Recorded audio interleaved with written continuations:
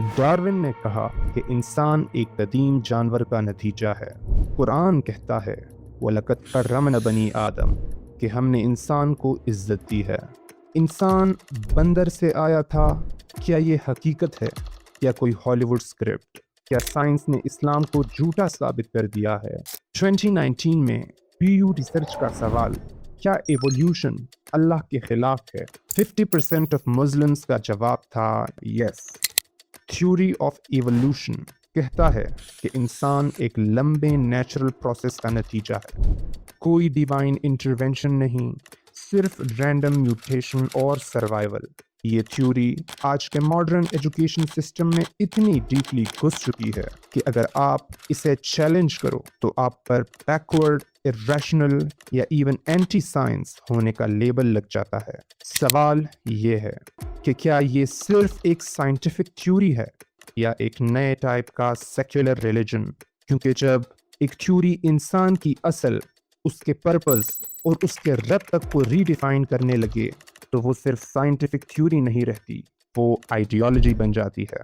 Harvard university کے renowned پیلیونٹولوجسٹ Stephen جے gold 1977 میں اپنی تھیوری پنکچویٹڈ ایکویلیبریم میں خود کہتے ہیں The fossil record does not show gradual change but sudden appearances and stasis۔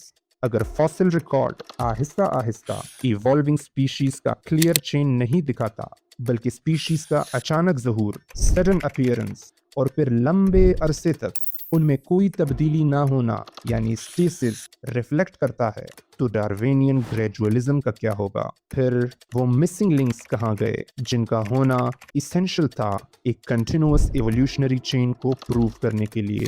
آج سائنس خود نیو ڈارونزم کو چیلنج کرتا ہے۔ ایپیجینیٹکس، انٹیلیجنٹ ڈیزائن، جب خود سائنس کے اندر ڈس ایگریمنٹس ہے تو اسلام پہ انگلی کیوں؟ بہت سے ایتھیسٹ اینڈ سیکولرز ان کا کہنا ہے ایولیوشن پروون ہے۔ ہم بھی کہتے ہیں پروون ہے، لیکن صرف مائکرو ایولیوشن، جو کہ اسلام خود بھی ریجیکٹ نہیں کرتا۔ ایک ہی اسپیشیز کے اندر چینجز نو پرابلم، لیکن میکرو ایولیوشن اس کا کوئی ایمپیریکل ایویڈنس نہیں ملتا۔